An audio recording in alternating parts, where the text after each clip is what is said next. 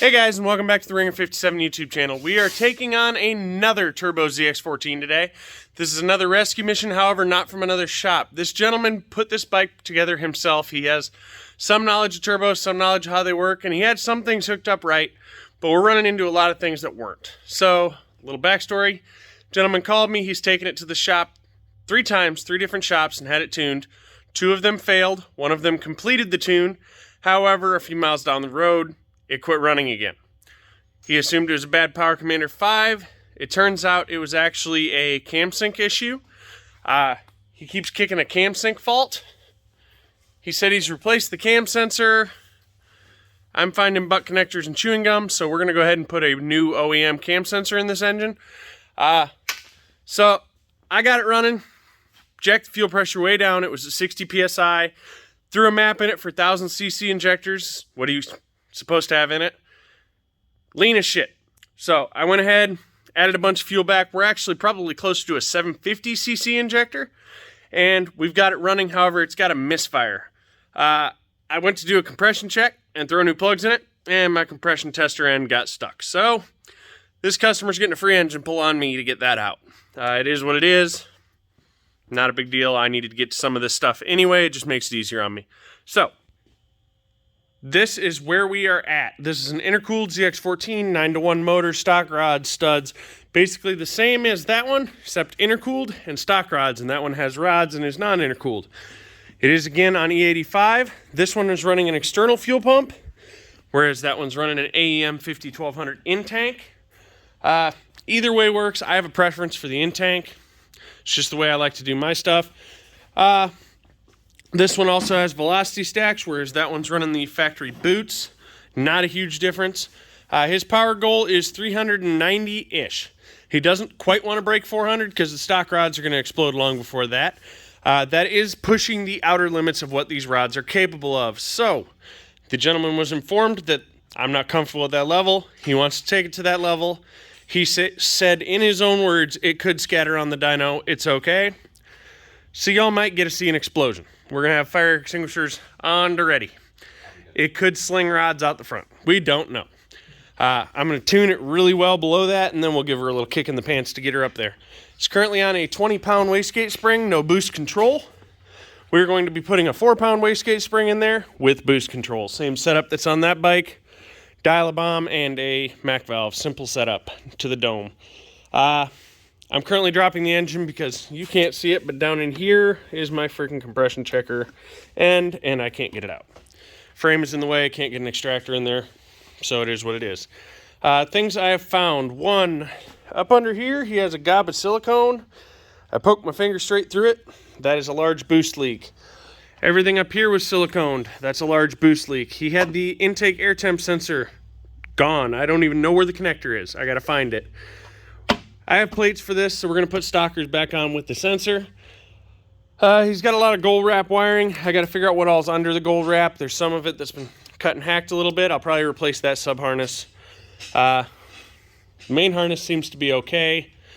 He's got some cuts and hacks up here for the fuel pump harness. I'm going to put this to a relay to run the fuel pump, so we're not drawing this huge fuel pump through the main circuit, factory circuit. What else we got going on? Some of his lines, I really don't like the routing. You can kind of guess what's going to happen to this line if he actually made it down the road.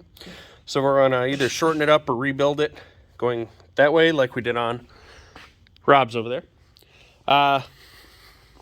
Beyond that, I do like this header better. It tucks it back and over exactly where I said it needed to be tucked.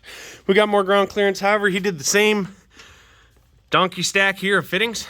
So we're going to take this restrictor out because it doesn't need one. It's a ball bearing turbo.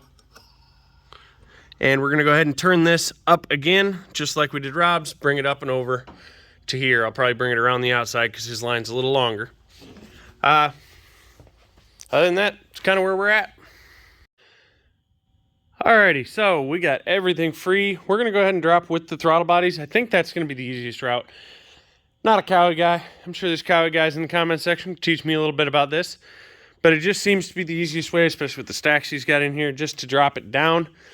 Once I get that dropped down and out on my lift, I'll go ahead and pick it up with cherry picker so I can get to the underside easier and everything. I'm going to clean it up, degrease it, because it's got a lot of leaks somewhere. Go ahead and get that compression tester out of there.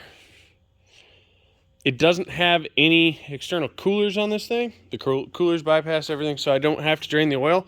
So what I'll probably do is jump the starter and do a compression test on the ground, just because if it gets stuck again, I can get it out. It's a pain.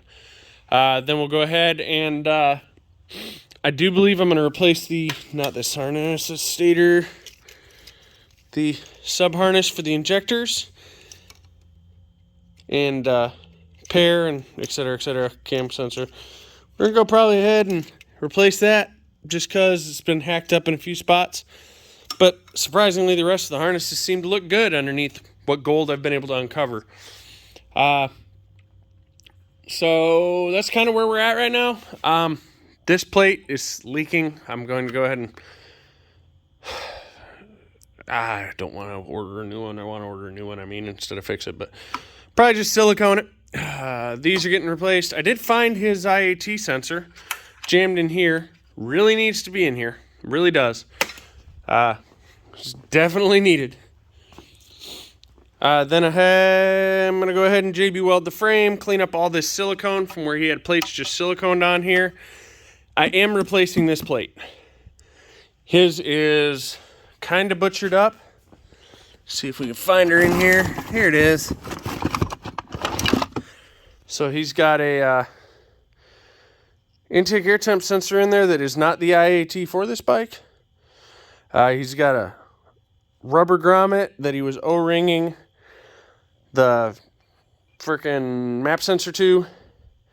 And he had a barb in here that was stripped out, just kind of shoved in there.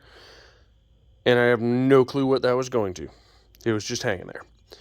So we're going to go ahead and probably replace this plate. I'm probably just going to order the appropriate one with the fittings, just like what's on Rob's. We'll go ahead and get that on there and move forward, guys. If you can't tell, I'm a wee bit tired.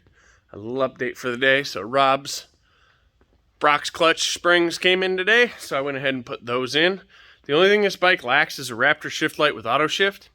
It's been sitting in Atlanta for a couple days. USPS is just A+ on that.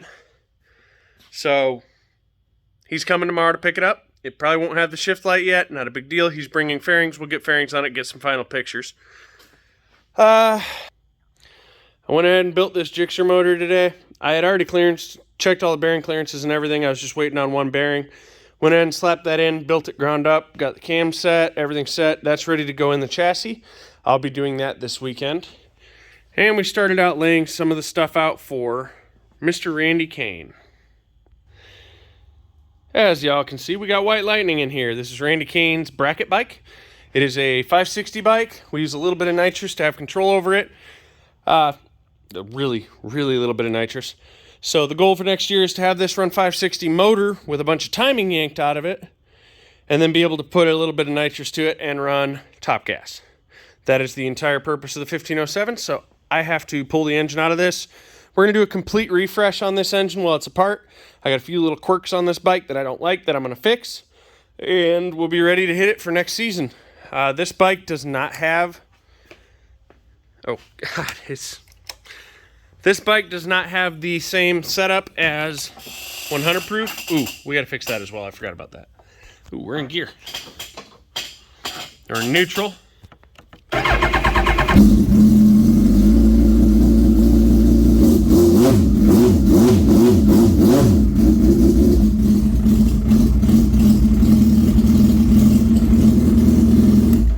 So this is a David Ligori FT 550 plug and play for a Gen 2 Hayabusa. I do like the setup. There's things I don't like, but that's part of plug and play.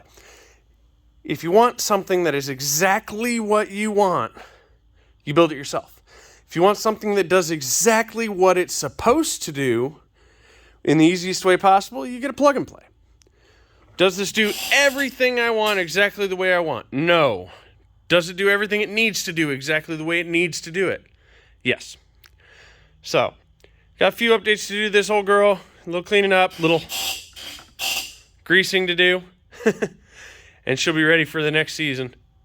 She's getting a little dusty. Wow, Randy, she dusty. In any case, guys, thanks for watching the Ringer 57 YouTube channel. I hope you enjoyed this part 1 of this ZX-14 build.